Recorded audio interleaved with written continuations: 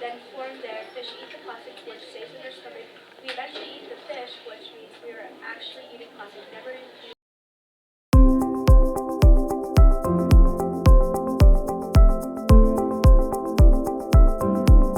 Between 39,000 and 52,000 microplastic particles a year. Up to 1 million people per year globally can get sick or die from eating this plastic product. 14 billion pounds of plastic goes into the oceans per year. Plastic harms our body with toxic chemicals found in the blood and tissue of nearly all of us. Exposure to plastic is linked to cancers, birth defects, impaired immunity, harmful chemicals into the soil, what seeps into the ground, into our water, can also hurt us.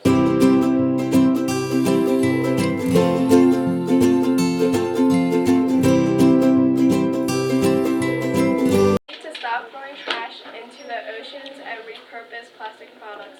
Learn correct recycling bins. Many people have pledged to achieve an economy for plastic packaging by 2040.